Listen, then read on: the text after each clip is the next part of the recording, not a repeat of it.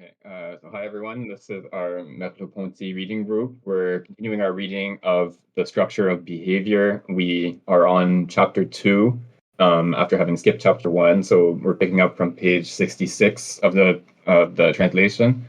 So we're still on some of the criticisms of earlier or less sophisticated uh, physiological accounts of behavior in non-human animals and in humans. And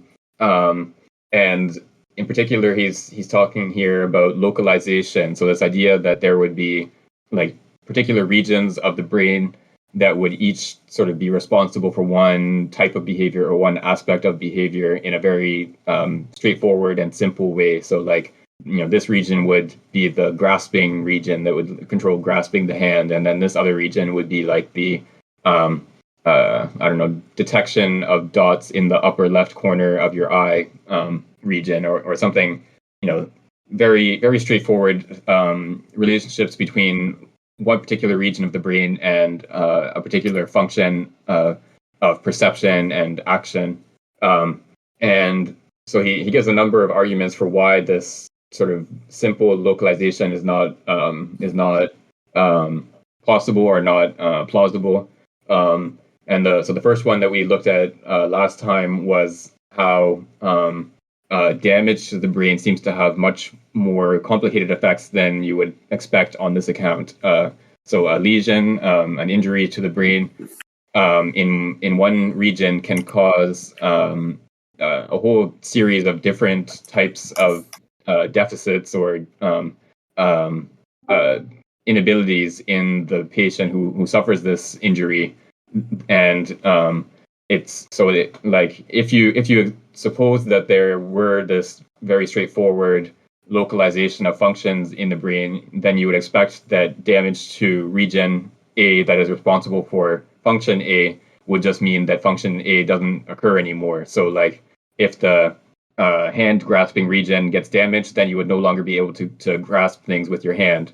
And it turns out that it's pretty rare that something this very simple like subtraction of one function happens as a result of an injury. What you find instead is a much more wide-ranging disorganization of behavior. So the like in some of the examples that the patient who's known under the initial S, if I remember correctly, that Gelb and Goldstein talk about has some sort of injury to the brain, and then it seems like what S was the initial, right? So it seems like what he is. So he had been injured by a shell during World War One. He had a piece of shrapnel in his head, or was struck by a piece of shrapnel. And the sort of diagnosis that Gelb and Goldstein give of like the general nature of his disability is that he's incapable of grasping a structured whole as a whole. What he instead has to do is sort of look at each individual element of the structure, sort of all the like little details. He sort of fixates on these details, and he can't sort of figure out what aspects of the situation are important and which ones can be sort of neglected as just inessential details. And so like this is a different example that I brought up last time is another study, I think much later, I think this is like the 60s or 70s, there was a patient who looking at say like a line on a screen or on a piece of paper or whatever, and the line might be at different angles. It might be vertical or horizontal or 45 degrees or whatever. And then if the experimenter asks the patient, can you put your hand at the same angle as this line, the patient is unable to perform this task. It just it's too hard to sort of mimic the angle of the line. But then when they give the patient a more concrete task, where there's a slot in a box, and you give them a letter and you say, put the letter through the slot, the patient is able to perform this task, even though the actual movements of the hand are essentially the same in both cases. So in order to perform the task of mailing a letter through a slot that could be at a different angle, you have to be able to perceive that angle and move your hands in accordance with the perceived angle, and that's exactly what you have to do to perform the task of mimicking the angle with your hands. But in the one case, there's a sort of purpose to the behavior, and the patient is able to perform it. Whereas in another case, where it's just a sort of abstract behavior of perform a certain motion on command, the patient is not able to perform it. And so this kind of seemingly paradoxical deficiency, where your abilities and inabilities after an injury are not just a simple subtraction of one sort of one function out of a whole repertoire of functions. It's instead a much more like diffuse restructuring of the behavior of the whole organism. And then that sort of leads to another point that Merleau Ponty makes here, is that the organism after an injury is not just sort of the same as before minus one function or one group of functions. Instead, you have the organism after an injury is still an organism that is trying to solve problems in relation to the environment. And so it's the whole organism that responds to the new situation. And often that means adapting in various ways to the injury, and in some cases finding workarounds for things that you're no longer able to perform. Like the patient who maybe is not able to mimic the angle of the line perceived, if they sort of recognize this deficiency and learn to sort of pretend that the angle is a slot that they're mailing a letter through, maybe they will learn after a while how to mimic that angle and sort of reproduce the behavior that they were not able to do. So solving problems is part of what it is to be a living being in the first place. And then even after an injury, this ability to solve problems doesn't disappear. It's just that the means that you have available to solve problems are more limited. And then you have to readjust and sort of reinvent new solutions to problems that arise because of that injury. So in general, the sort of methodological principle here is that you can't presuppose that the organism after an injury is just like the same organism minus some function that was destroyed by the injury. You have to look at the whole behavior of the organism as a way of solving problems and conducting its life in relation to its environment. And you have to look at all the different adaptation strategies that the organism might use to overcome the deficiencies that result from the injury. And again, those adaptation mechanisms might also themselves be pathological in some sense. So like one way of adapting to an environment after an injury is just to avoid a certain type of situation. Like if you have trouble adapting to noisy environments after an injury, for example, then you might just avoid going to bars or other noisy environments. And so that's in some sense a pathological behavior, because you're sort of limiting the types of environments that you're able to adapt to because of this injury. So like obviously you wouldn't want to say the injury caused the person to avoid going to bars in a sort of straightforward sense, but if the injury affects your auditory processing in some way, and then as a result of that you adapt to the situation by not going to bars. But yeah, so it's a much more indirect and complicated interrelationship between the results and the actual injury. So yeah, it requires a lot more interpretation than just sort of reading off the effect, the function of a region of the brain from what deficiency the patient has after the injury to that region. Okay, so I think that's more or less what we talked about last time. Could I get a volunteer to read from the sort of bottom third, the first paragraph break on page 66. I can read. The comparison between Gelb and Goldstein's observations and those concerning Vorkam's aphasic is even more demonstrative. The differences of the two cases are evident. In the visual domain, Vorkam's patient possesses much better organized givens than those of S, which amount to colored spots with neither contours nor precise dimensions. Inversely, S speaks much better than Vorkam's patient. He has the use of a great many more expressions, and he is constantly correcting grammar. These differences, to which we will return in a subsequent paragraph, should not mask the traits which absolutely coincide in the two observations. The two subjects are equally incapable of executing an action based on simple verbal indication. In order to succeed, they must put themselves back into the corresponding mental situation, which S achieves by repeating the order which was given him. Neither of them can designate the direction from which a sound is coming without orienting their body in this direction. Both can localize a pain in their body by means of touch, but they are equally incapable of indicating on a diagram the point where their hand stops.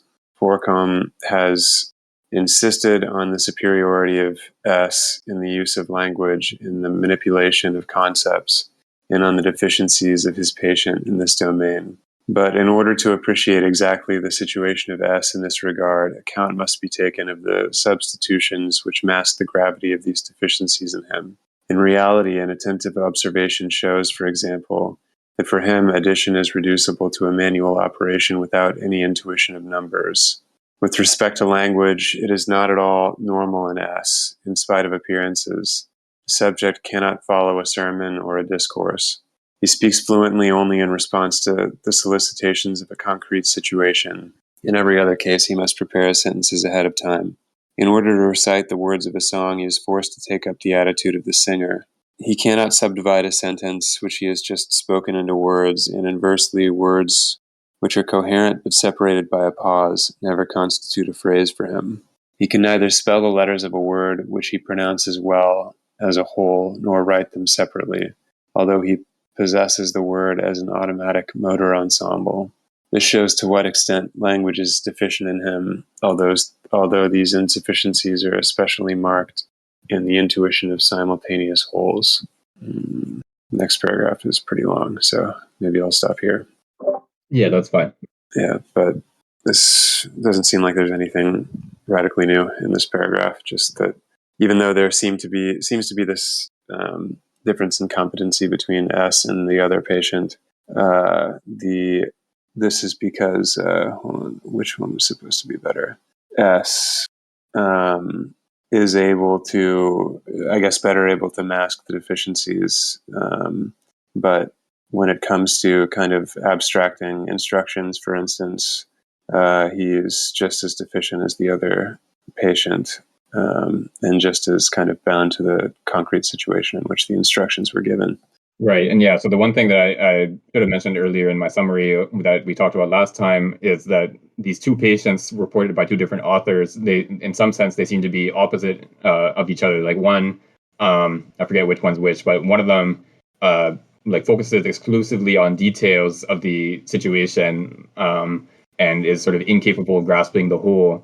And then the other one just has a sort of vague understanding of the whole situation and sort of ignores all the details. And so these seem like opposites in some sense, but what Merleau, Ponty and following Gelb and Goldstein, what they're arguing is that it's actually the same deficiency in both that is just sort of realized in two different ways. So in both cases, it's a failure to grasp the articulation of a whole. So like a whole that has a determinate structure.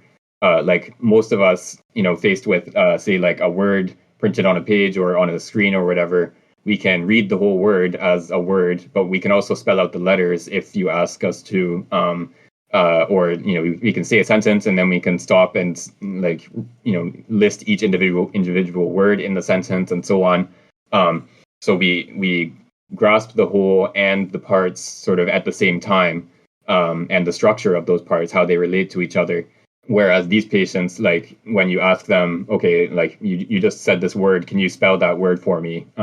They find themselves unable to respond because the whole sort of action of speaking a particular word is like one sort of whole for them, and then the relation of that whole to the parts, the individual letters that they write or the sounds that they pronounce, that relationship is something that they can't grasp anymore after their injury. So yeah, it's like what this kind of injury reveals is not just sort of the subtraction of one function, but it's a new.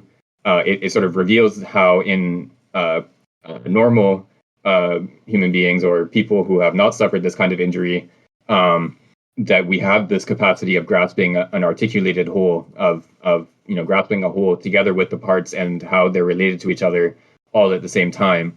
And so this capacity is like one of the sort of key aspects of what Merleau-Ponty is calling the structure of behavior. So yeah, behavior is not just this sort of atomic addition of simple behaviors into complex wholes, but it's instead this structured whole where we like part of what it is to behave as a living organism, and especially as a human being, is precisely to grasp these structured wholes all at once, as opposed to having to have a vague sort of nebulous grasp of the whole, or on the other hand, a sort of labored going over each detail without being able to grasp the whole. So that's what these kinds of injuries reveal, is the deficiency is much more broad, much more wide ranging than just absence of one type of function or one kind of behavior. Etienne Claire, if you would mind muting, just because we're getting some noise of typing from your yeah, thank you. Yeah, no worries. It's just a little bit distracting. Yeah, so this whole like notion of a structure of behavior.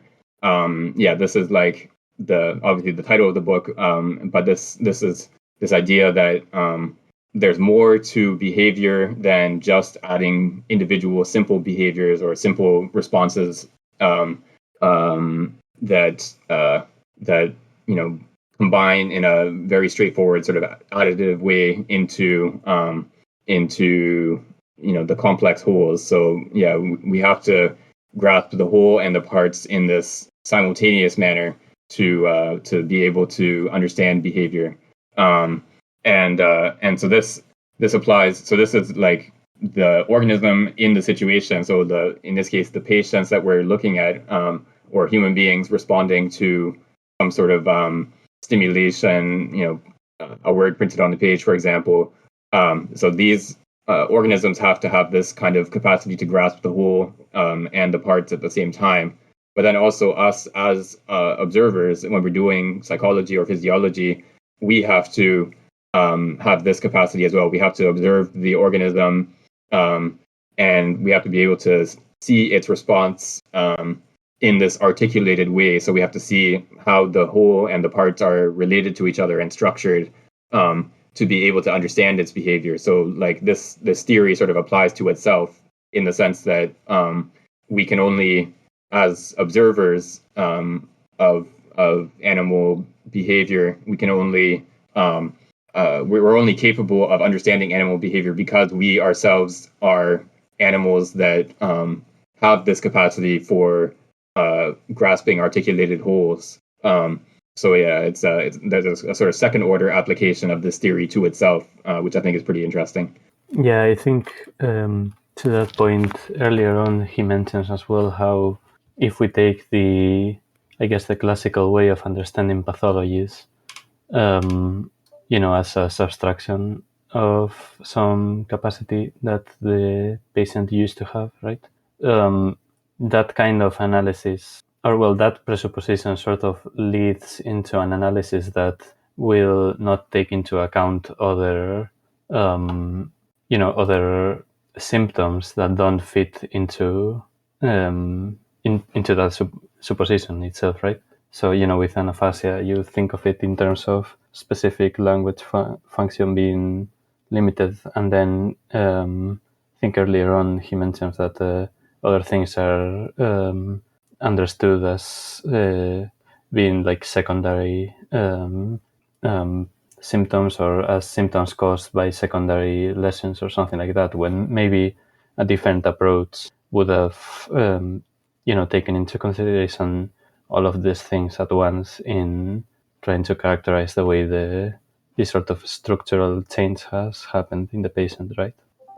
Yeah, exactly. So like if you start from this presupposition that injury just subtracts some function from the repertoire of functions that the organism was able to perform before the injury, then when you find that the patient not only has language deficiencies but all sorts of other deficiencies in terms of anything that requires grasping a whole situation in this articulated way, then you would have to say, oh, the patient must have injuries not just to the language region of the brain, but also to the, the motor regions, because they can't perform like an action in this sort of fluid way.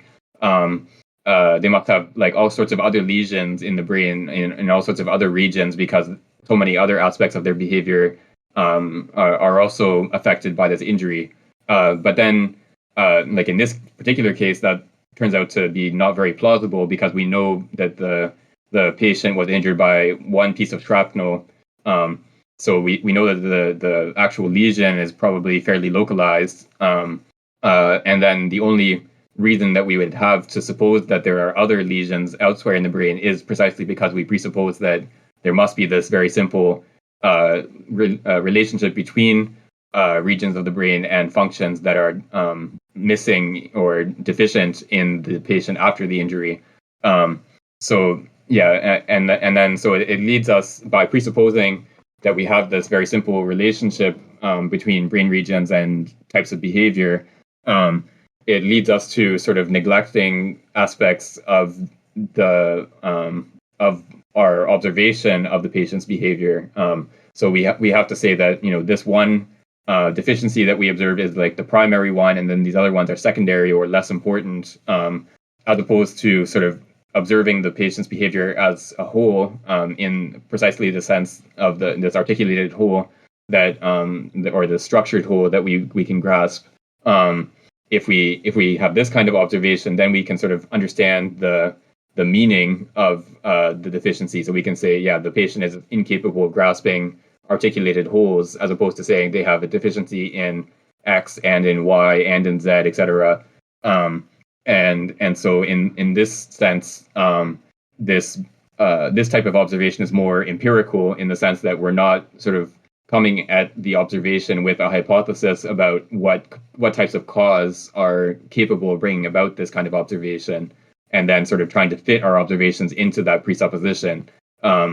We're instead sort of allowing ourselves to observe the behavior without that presupposition, and then on the basis of that observation, then we sort of grasp the behavior of the patient as a whole, of an organism as a whole entity responding to its environment and trying to solve problems. And so yeah, this is more we're sort of sticking closer to what we observe, even though we're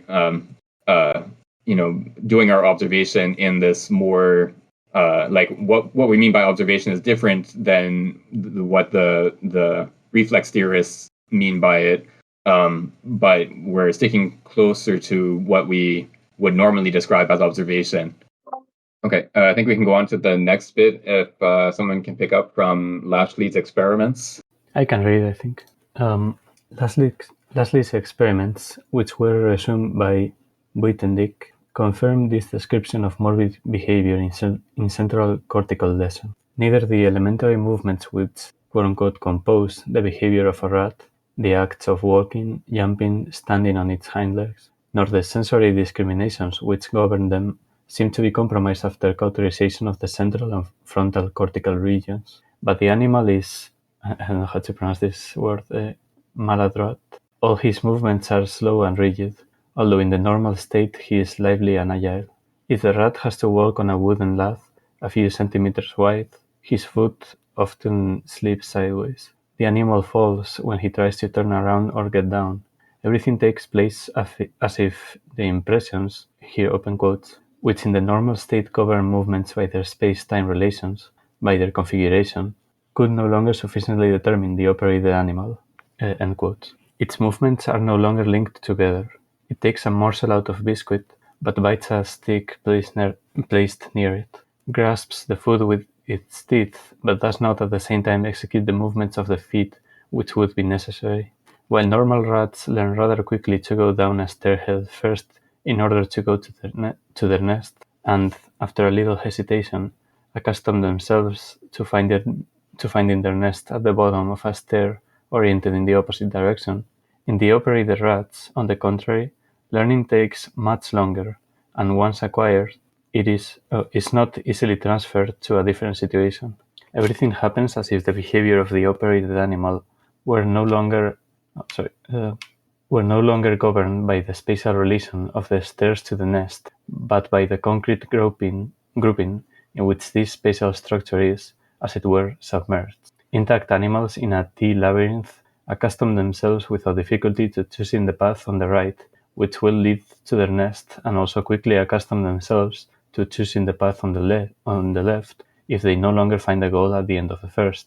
On the contrary, the operated rats persevere in the acquired habits even after 6 days and 25 unfavorable trials. Thus, in them adaptation to the right side is not of the same nature as in normal rats. One could say that in the case of the operated animal, the path on the right determines the orientation of the walking by its particular concrete properties, and that in the normal animal, on the contrary, adaptation is acquired in relation to a certain typical structure. This would explain why it can be easily transferred to another situation materially different from the first. Finally, rats accustomed to traversing along L-shaped pathway in order to arrive at their food will prefer another shorter one if the goal is visible at the end. Operated animals, however, continue to utilize the longer pathway as if the spatial relations of objects had ceased to be reflexogenic for them. One could summarize these observations by saying that the operated rat, like the man with a brain injury, ceases to regulate his behavior by that which is essential in a situation and which can be found in other analogous situations. Open quotes. The general functional disorder consists in a reduced perception of wholes, Gestalten, and in a reduced differentiation of actions. End quotes. Do I keep reading or? Yeah, we can stop here actually because this is a sort of a break between this small print section and the rest of the text. Yeah, thanks. So yeah, this again is just sort of showing how the same type of deficiency can occur in rats who have this mutilation, this experimental mutilation, as in human patients who have suffered brain damage. Yeah, so the animal. So here again, the rat that has suffered this lesion doesn't just sort of exhibit a lack of one particular kind of behavior. Instead, their whole way of adapting to spatial organization seems to be much more concrete than it was before the injury. So, like rats that have not suffered this kind of injury are capable of sort of learning one spatial orientation and then restructuring that spatial orientation when the situation changes. So they can learn that my nest is on the right-hand side of this maze, and then if the experimenter intervenes and sort of flips the maze around, the rat will look on the right-hand side and then realize, oh, it's not here, so it must be on the left-hand side, and then go in the other direction. And they'll figure this out after maybe one or two trials, that they no longer look on the right-hand side. Now they look on the left-hand side. But then the rats that have had this lesion, this experimental lesion, they keep going down the right-hand side, many times, like 25 times, looking for their nest where it was before, and then they never learn to look on the left-hand side, even after many times not finding it where they expected to find it on the right-hand side. So for these rats, it's not so much instead of having like a sort of map of the situation that shows the overall spatial orientation of like where I am and where my nest is, and then trying to find a path from my location to the nest. Instead, they just have a sort of very concrete response to like perceiving a corner and then turning right as the response to that perception. And they don't sort of grasp the whole spatial orientation. And so because they can't grasp that spatial orientation, they just persist in this response of turning right at the corner every time they see that corner. And so it's this very concrete relationship between a certain stimulus and a certain response, as opposed to grasping what is essential about a situation, grasping the sort of spatial structure of the situation, and then being able to learn that structure has changed if they get negative evidence. They try going right and learn that the net is actually not on the right hand side anymore. So yeah, this sort of deficiency again is a kind of deficiency of grasping the essential structure of a whole, or grasping an articulated whole all at once. And so these rats are sort of stuck with these very concrete responses to individual details of a situation, as opposed to a more I don't want to use the word holistic because it sort of suggests a kind of vague intuition or something, but like this more this capacity to grasp the essentials of a whole situation at once is missing in these rats after the injury, the same way it was missing in the patients who had suffered brain damage, the human patients who had suffered brain damage. Does anyone know enough about I remember reading about Hubert Dreyfus's criticism of older artificial intelligence models being something sort of similar to this inability to grasp the significance of the whole, and trying to kind of build up to it through attention to detail, but not having that holistic ability. I don't know if that's at all relevant to what we're talking about here. Yeah, I think it is relevant. So like in early AI or sort of mid-period AI stuff, like in the 80s, there was what was known as the frame problem, and I think it's still discussed today actually. But so this was the idea that like people would try to develop like AI systems that would be able to understand a story, like very simple stories like you would tell to a 4-year-old or something.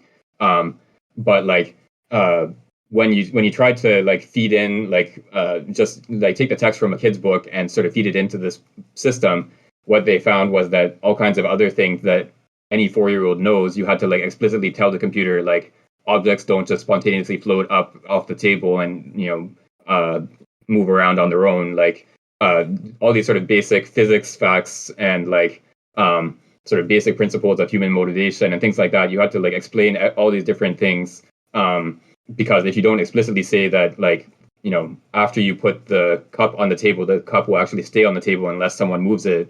If you don't explicitly say that, then the computer has no way of knowing where the cup is, like in the next scene after the character has put the cup on the table or something like that.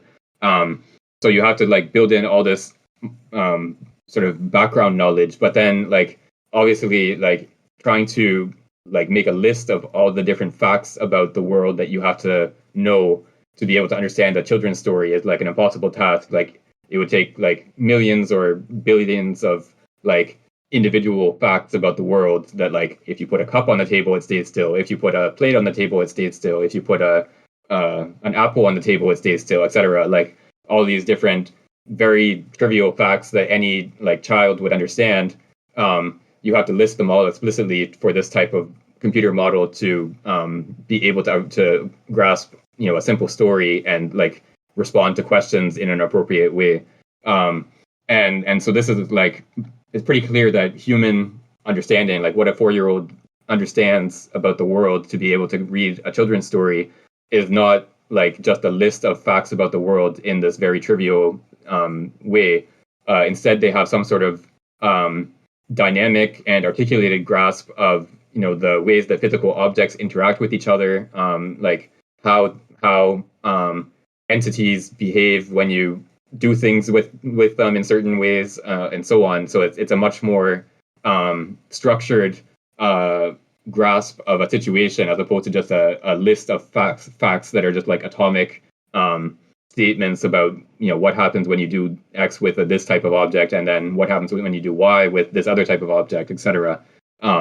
So yeah, so this was sort of this type of problem, or similar types of problems, were sort of what led to a lot of dissatisfaction with this sort of rule-oriented version of AI. So it was like this attempt to develop AI systems by like explicitly building in the types of knowledge that you would need to respond to a certain type of situation, and partly as a result of the difficulty of this type of AI construction process, it motivated people to develop the types of tools that we see today in machine learning, where instead of like if you want to build an AI system that can recognize pictures of dogs and say, yeah, this is a dog or this is not a dog, you could like give it a list of all the different shapes that a dog can take depending on what the angle of the photo is and what the lighting is and what breed of dog it is, and like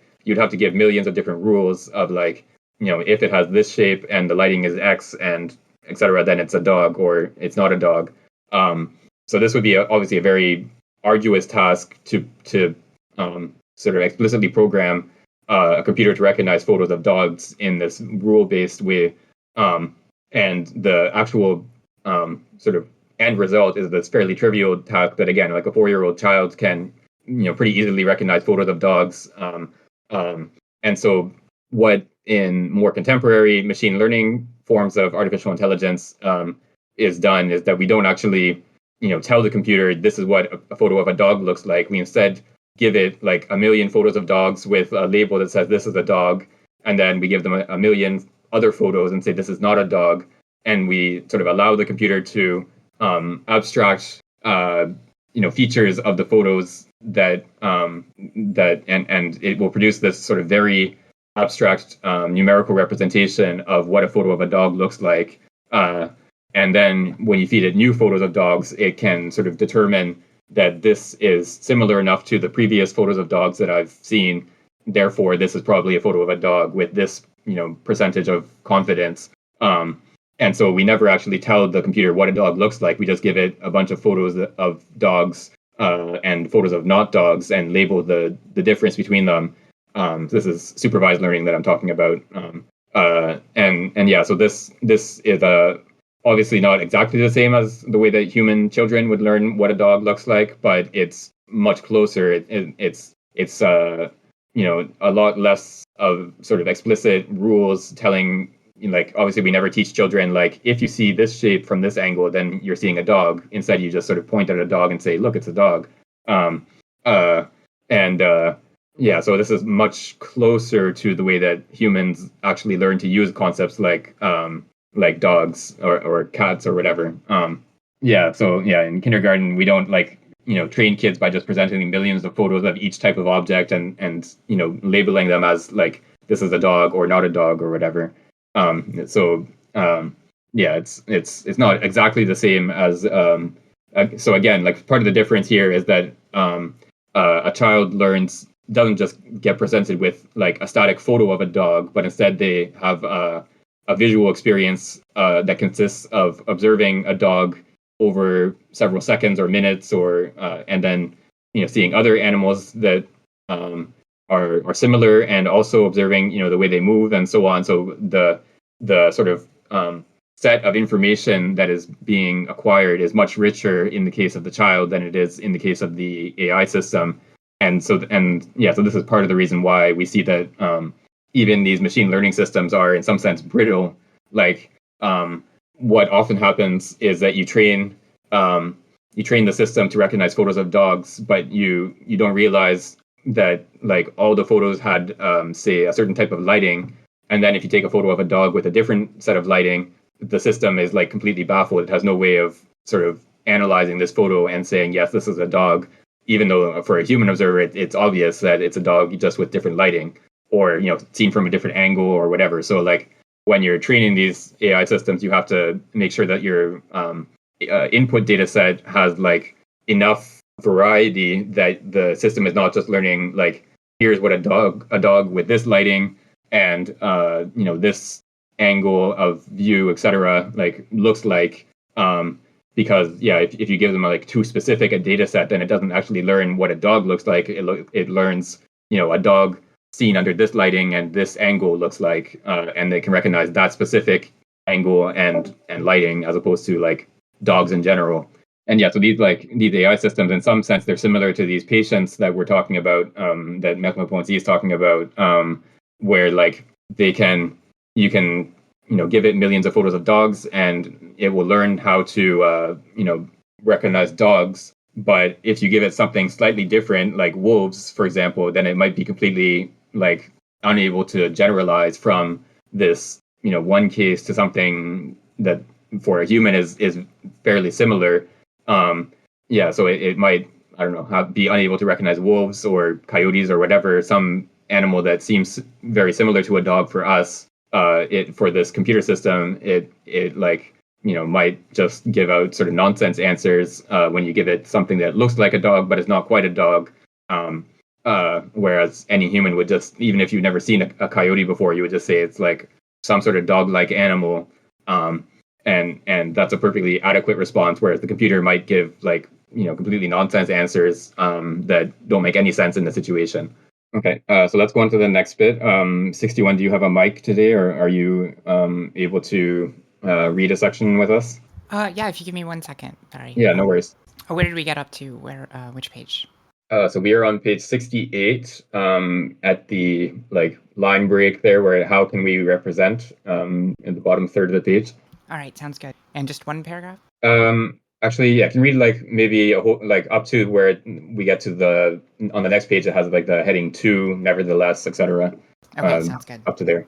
How can we represent nerve functioning for ourselves in keeping with the description of pathological phenomena? The existence of disorders of structure suggests the disorder of a general organizational function. This function must characterize the central cortical region, that region which has long been called the associations. We should not expect to find a multitude of anatomical devices in it, each one predisposed to a certain movement, but rather a regulatory system capable of giving certain general characteristic behavior which depends on it, whole processes which imitate, as it were, the structural character of the disorders which we have described. Here structure must take precedence over content, physiology over anatomy. Here a circumscribed lesion would act by interrupting processes, and not by curtailing organs. The place of the lesions could vary within the central zone without the clinical picture of the illness being noticeably modified. The nerve substance located there would not be a container in which the instruments of such and such reactions were deposited, but the theater where a qualitatively variable process unfolds. Moreover, this hypothesis is confirmed by the fact. Lashley has already pointed out that the effect of a central lesion,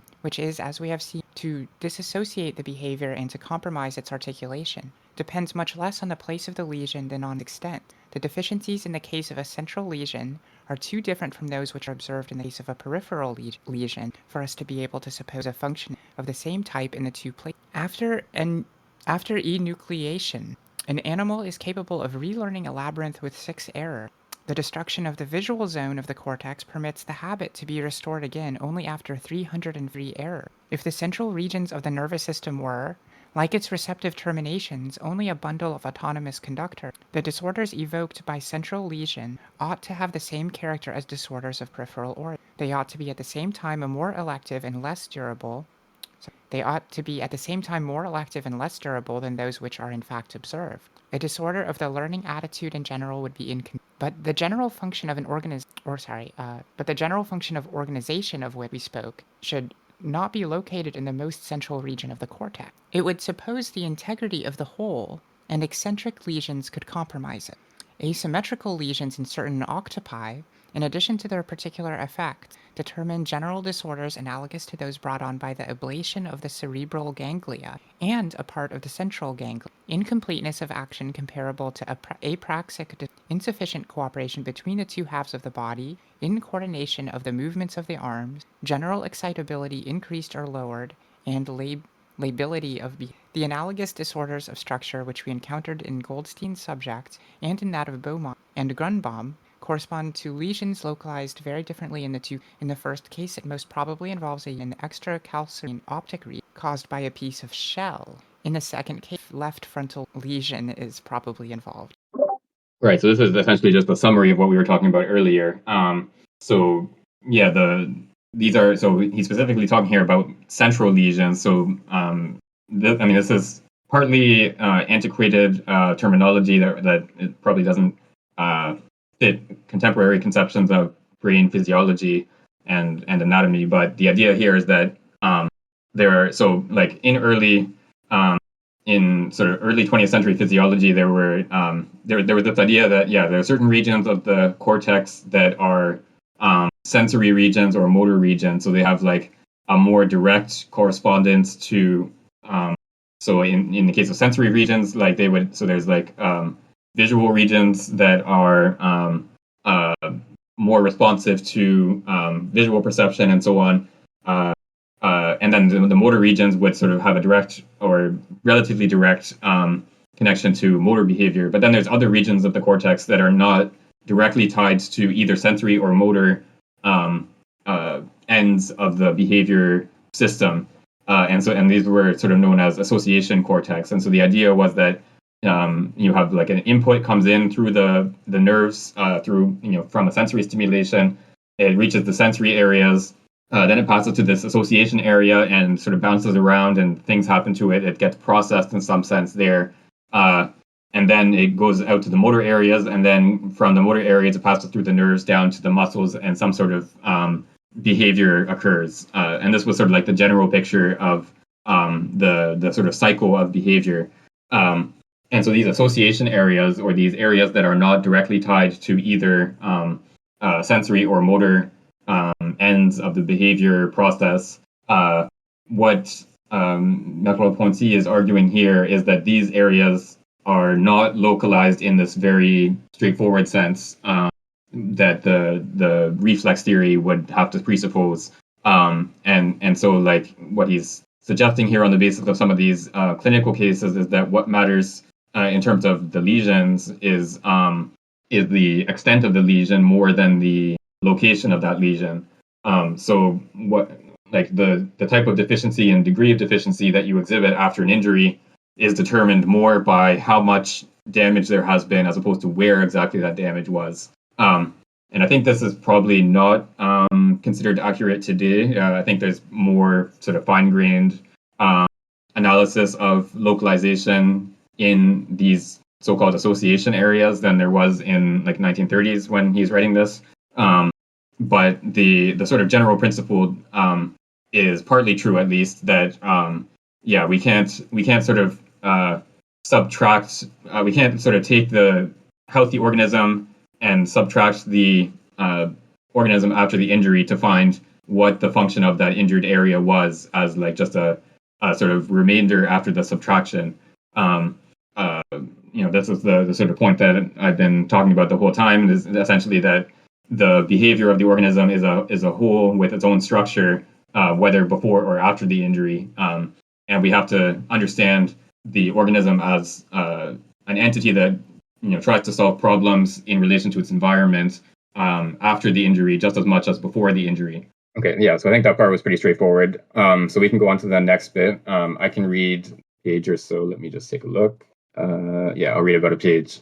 These are like, so he had this numbered set of theses that you can sort of extract from the experimental and clinical results that he's discussing. So we just read, like, everything up to here was the first thesis that we looked at, and then we're passing to the second one now.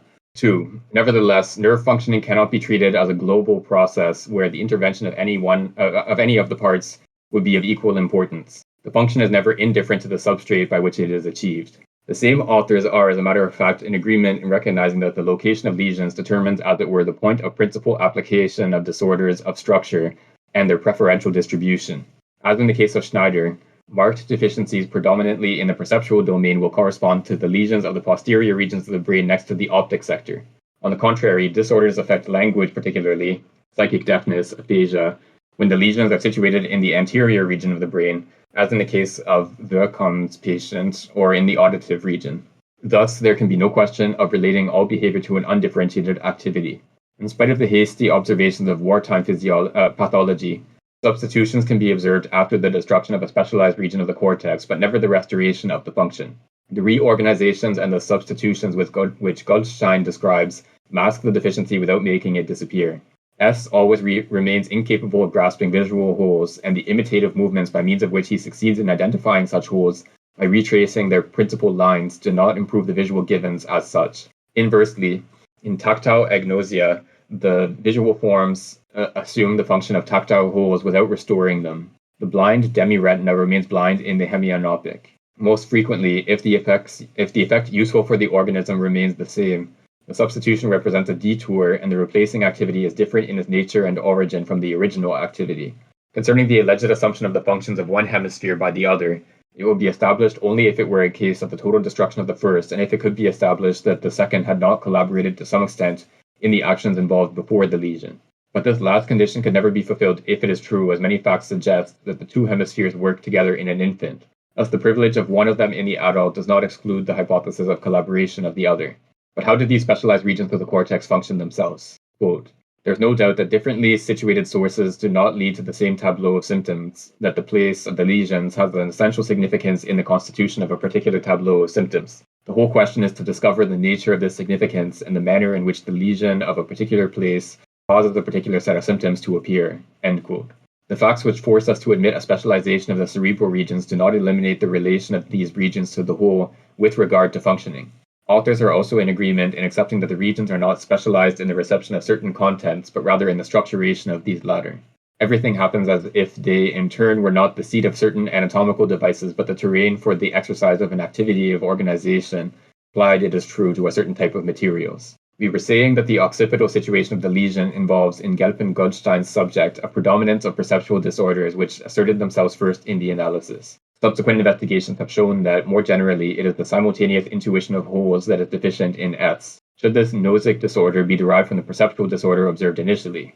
Is it because the visual forms are dislocated that the simultaneous intuition of wholes has become difficult? Is it made of visual forms as a house is made of stones? Correlatively, is total functioning of the cortex the sum of the local functioning? Psychological empiricism and physiological atomism are allied in this matter. The facts give no indication which would be favorable to them. Since there are substitutions, and since the intuition of simultaneous multiplicities, when it is impossible by means of visual givens, is achieved in one way or another by means of the successive givens of touch, it is not as such absolutely conditioned by the existence of visual forms, and correlatively cannot be localized in the injured occipital region. The inverse hypothesis becomes more probable. The constitution of visual forms in the normal person would depend on a general organizational function, which would also condition the possession of simultaneous wholes. The natural functioning of the occipital region would demand the collaboration of the central cortical region. But we have seen, on the other hand, that substitutions are never restorations. The apprehension of simultaneous wholes becomes rudimentary when the visual contents are not available, not because it depends upon them as an effect depends upon its cause, but because they alone furnish it with an adequate symbolism and are in this sense irreplaceable auxiliaries. Thus, the constitution of visual forms can neither be attributed properly to the occipital region as if it did not need the collaboration of the center, nor can the apprehension of simultaneous wholes be localized in central activity as if it owed nothing to the special materials of the optic zone. An occipital lesion compromises the apprehension of simultaneous wholes by withdrawing from central activity its most appropriate instruments. The relations of local functioning to central functioning are understood in the same manner by Pierron.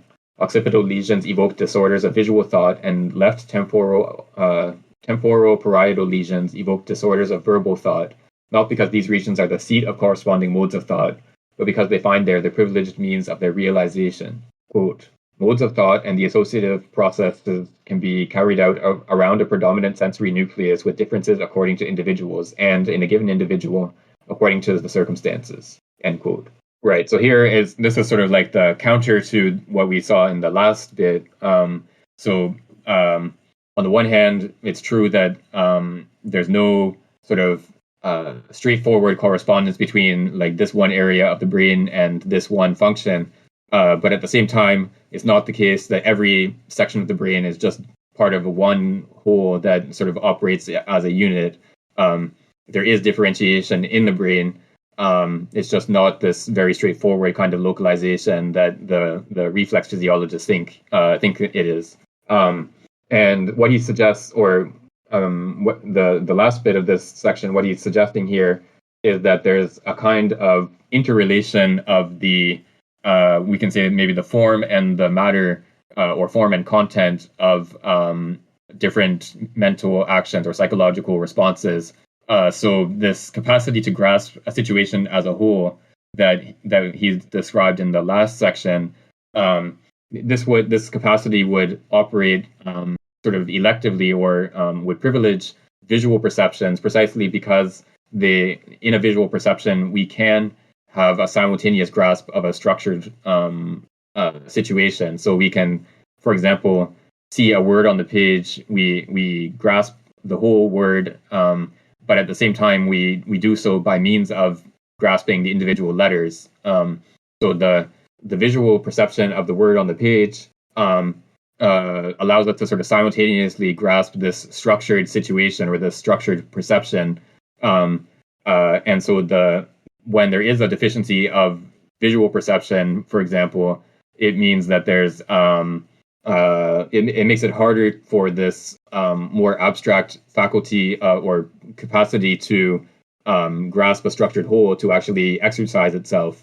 And then conversely, if there's an injury that affects this more abstract capacity to grasp structured wholes, even if our sort of basic visual machinery is not affected, it will affect our capacity to respond to visual stimuli.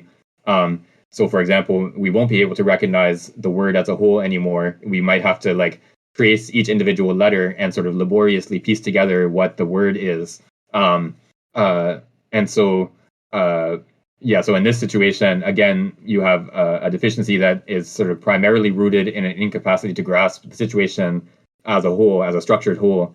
But it is sort of manifested in the visual sphere as an incapacity to grasp a structured visual perception. So again, there's a sort of interrelation, which means that which sort of brings about this equivalence that we saw in the first bit about how injuries to different regions of the brain can produce similar effects. So if you have an injury to the visual areas that makes it harder to exercise your capacity to grasp structured wholes, that might bring about a similar type of deficiency in terms of reading as a different injury that affects your capacity to grasp structured wholes, that in turn makes it hard to grasp structured visual perceptions. Similar effects can result from different types of injuries if those different functions are interrelated in this type of structure that he's identifying here. Yeah, Bats, I think your summary is right. So in the chat here for those listening, Bats says, we understand a certain differentiation in the brain, but different activities are the result of the cooperation of a whole bunch of areas that also require an area of the brain that allows for this interrelation to occur. So I think that's right. So yeah, you have something even that seems like one sort of function, like reading, you can say that obviously it involves sort of basic perception of visual shapes. Like you have to be able to recognize dark regions from light regions, and what angle and curve and these types of basic forms are on in visual perception. Localized non-locality would be a very sort of compact way of expressing this. So to be able to read, you have to be able to recognize lines on a page and what orientation those lines have to each other. But then you have to also be able to sort of extract the essential structure of those line orientations and ignore everything that's not important. So for example, letters can have different fonts, and so the letter A might look different in one font versus another one, but you can just ignore those differences and grasp that it's still the letter A, no matter which font is actually being used. And so that's part of our capacity to read is if you could only ever read one exact font and one particular size and orientation and lighting and so on, then your capacity to read would be much more limited than an average human being who was able to read.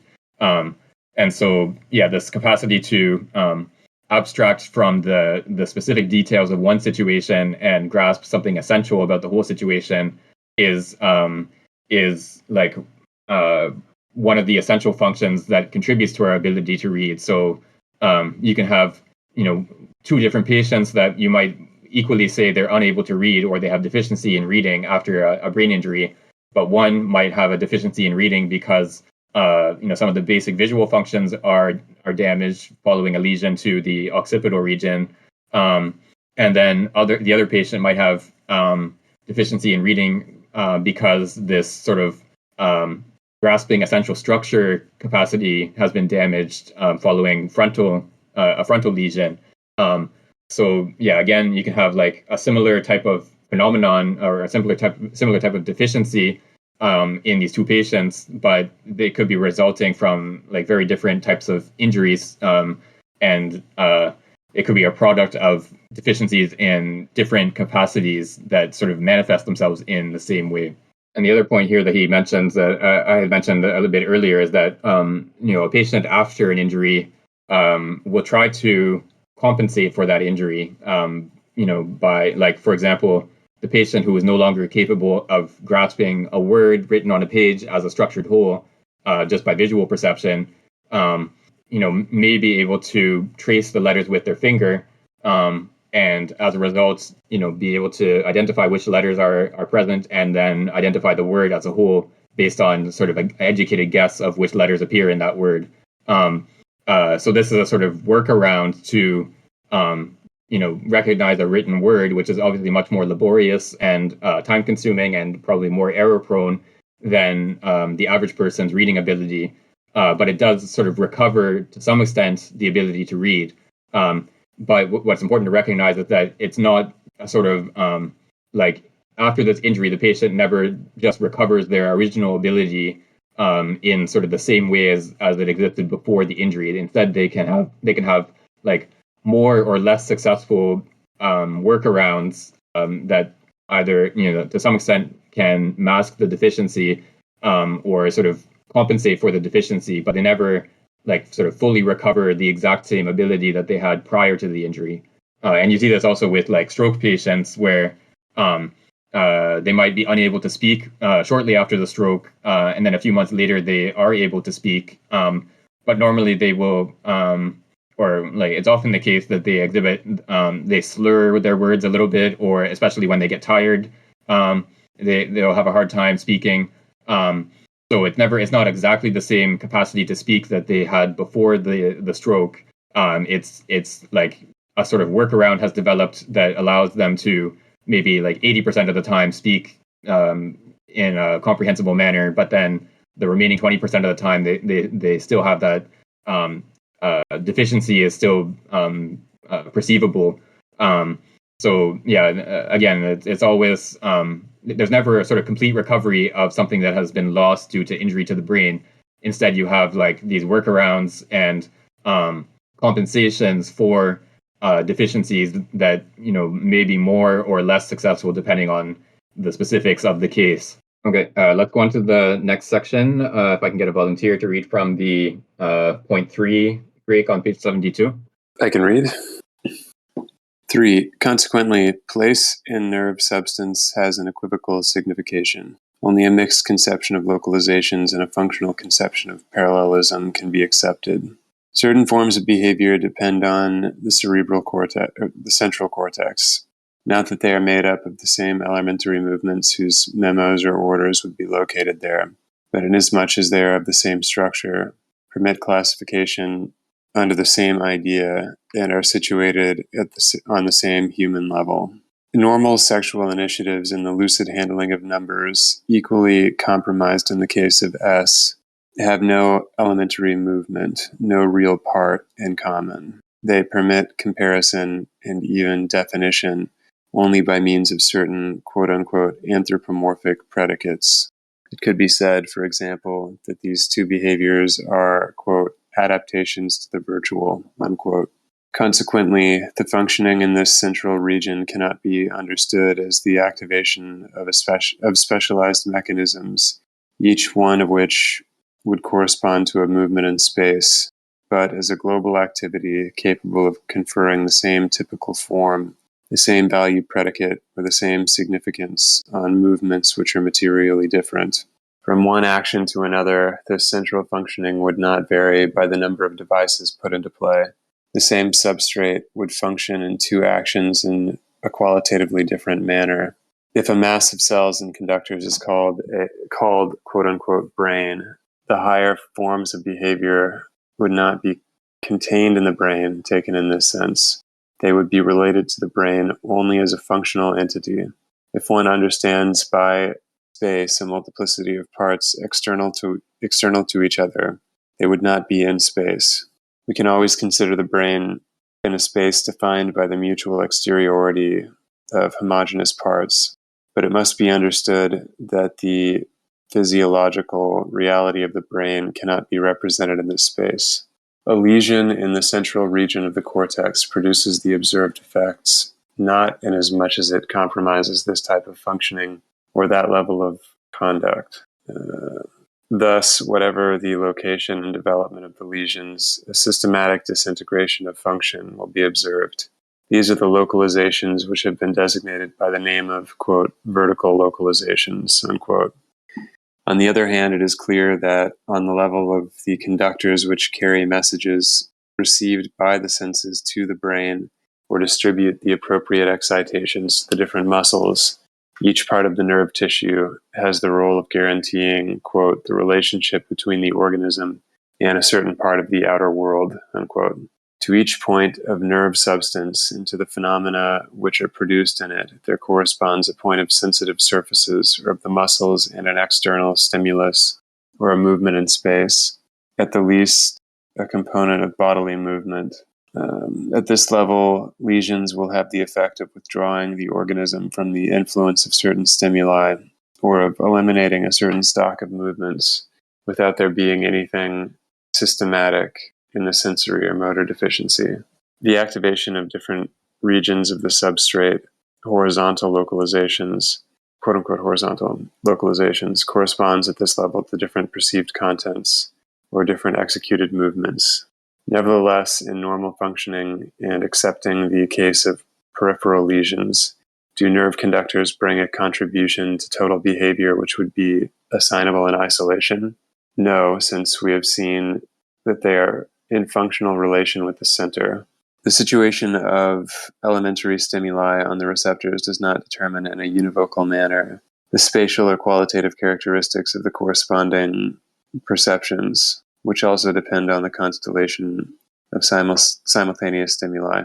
And we will encounter in disorders of elementary vision, colors and light, not a deficit which depends on the place of the lesion, but a systematic destruction of visual function, which proceeds from the seeing of colors, which is more, quote-unquote, integrated and fragile, to the seeing of light, which is less integrated and more solid. You can read the next short paragraph because there's a section break right after.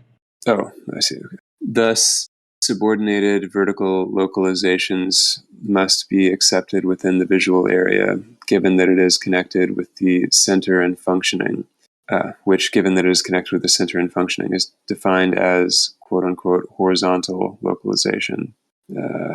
It is in this regard that the classical definition of zones of projection and association is not satisfactory. Local excitations distributed at the surface of the receptors undergo, from the moment of their entrance into the specialized sectors of the cortex, a series of structurations which dissociate them from the context of spatiotemporal events in which they were really engaged, and which orders them according to the original dimensions of organic and human activity. Okay, so there are the both vertical and horizontal localizations. It seems like the horizontal localizations are horizontal with respect to this central region, or connected with the central region and functioning. So, like there would be a horizontal visual localization, which nonetheless has a vertical structuration, so that lesion in this kind of this visual region will have this destructuring effect, starting with the more fragile visual functions like seeing colors and not seeing light. Yeah, I think it probably makes sense here to start from trying to understand what this distinction between vertical and horizontal localization means. I'm not 100% sure about this, but as far as I understand it, I think it has to do with whether there is a sort of correspondence between real parts of the of the anatomy, so like different portions of the brain separate from each other in space on the one hand, and then the different sort of components of behavior on the other hand. So in the case of horizontal localization, you have this relatively straightforward. It might be more complicated in some instances, but you have a correspondence between real parts of the brain, so different pieces of brain that are outside each other in space on the one hand, and then you have different elements of behavior on the other hand. So like I mentioned this in an earlier session, there are retinotopic maps in the visual cortex. So like there are regions of the brain that corresponds to regions of the retina, so that if you have damage to a certain region of the brain, then certain types of visual perception in a certain region of the retina are no longer registered, or the organism is no longer able to respond to, say, like line segments in that region of the retina. And so this is a horizontal localization. So it's like a localization of functions outside each other in space. This vertical localization is a little bit more nebulous or a little harder to understand, but the way I'm sort of picturing it is it's as if like if we sort of picture the brain as a two-dimensional surface, and which of course is an oversimplification because the brain is actually structured in 3 dimensions. But if we sort of represent the brain as if it were like completely stretched out into a flat surface, then this vertical localization would be like multiple functions stacked up in one square or one shape on this surface. And so like the example that he gives at the beginning of this section is in the case of S, where he says sexual initiatives and the lucid handling of numbers. So these are 2 functions that have no real component in common with each other. There's no like set of motions of the body in space that are necessarily common to these 2 types of behavior. But at the same time, they're both affected by the lesion that this person has suffered. And so we can say that in some sense, those 2 functions are localized in the area that has been injured, but it's not the case that there are sort of components of each of these behaviors outside each other in space that are each affected by the lesion. Instead, you have these 2 functions and probably many more functions that have some sort of shared structure that are all like stacked up on top of each other in this one region of the brain. It's as if there's like an extra dimension of space in the brain of all these, like a space of functions that are stacked up on top of each other. And all of these functions are localized in this region in the sense that damage to that region affects all these different functions. So I think that's what he means here by this distinction between horizontal localization, which would be sort of outside each other in space, and vertical localization, which is like multiple functions all in one, all affected by one region or all involved in one region. And then, yeah, so I mean, this passage is a little bit complicated because he sort of introduces this distinction and then immediately sort of qualifies it, because he says when we talk about the visual cortex, for example, so there is this sort of horizontal localization in visual areas of the brain where like different parts of the visual cortex are outside each other in space and corresponds to different portions of the retina, for example, or different elements of visual perception. But at the same time, there is a sort of vertical localization going on in the retina, in the visual cortex as well. And this is something he just sort of mentions in passing, but he's going to talk about more later. But for example, it's not the case that one particular illumination on the retina always produces one particular visual experience as the sort of effect of a cause. What we find instead is that, and I think I talked about this a little bit in one of the Simondon readings, but we have, for example, color constancy in our visual perception. So it means that, like, if you take a white sheet of paper and you look at it under sunlight, just regular, normal, illumination. It looks white. But then if you take an electric light while the sunlight is still shining, and you shine the electric lamp onto the white sheet of paper, the paper will look sort of yellowish. But then after the sun sets and the electric lighting is your sort of general illumination of the whole situation, the paper no longer looks yellow. It looks just normal white paper. And so the actual light reflected off the paper is the same whether the lighting is sort of confined to the region of the paper in the one case, or if it's the general illumination of the room in the other case. But what we perceive as the color of the paper is different depending on what we perceive as the general illumination. So the color that we perceive the paper to have depends not just on what type of light is striking our retina in the region that we identify as that paper. It instead depends on the whole set of illumination of the situation of the room or the environment where we find ourselves. So what this means again is that our visual perception is not just a horizontally localized. It's not just made up of sort of individual components that are outside each other in space, but instead each of the aspects of our visual perception has this sort of more intricate interrelation with each other, so that there's a kind of top-down structuration of our visual perception. So like what color I perceive in one region of space depends not just on the light striking my retina in a particular region that would then sort of be transmitted to my visual cortex. It also depends on what the illumination of the whole scene is that I'm perceiving. And so like even these sensory areas that would supposedly be just horizontally structured exhibit, if you look at it more closely, they exhibit this vertical localization as well. So that's part of why this passage is a little bit difficult to follow, because he introduces this seemingly or roughly straightforward distinction between horizontal and vertical localization, and this would in some sense corresponds to the distinction between sensory and associative areas that was used in the early 20th century. But then he immediately goes on to say, actually, it's more complicated than this, because even the sensory areas also exhibit vertical localization.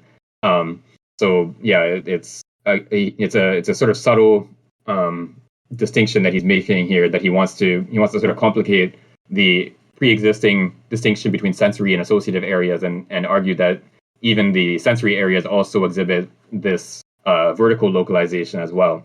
And yeah, that passage that 61 had posted in the chat here about how the physiological reality of the brain cannot be represented in space. So this is maybe a little bit of an exaggeration, but the idea here is that because the brain exhibits this vertical localization structure or property, it means that it's as if you had to add another dimension of functions to the three dimensions of space of the brain. Like you can localize, you can do localization and say that injury to this area brings about this kind of deficiency, but the set of deficiencies will never be like just one. It will never be a singleton set. It will never be one very concrete type of deficiency. Instead, it will be all the different functions that are sort of vertically stacked up in that extra dimension of functions in that one region. And so you might have things like, the sexual initiative and the lucid manipulation of numbers that have no sort of real connection with each other. So there's no set of muscle movements that are necessarily common to these two types of behavior.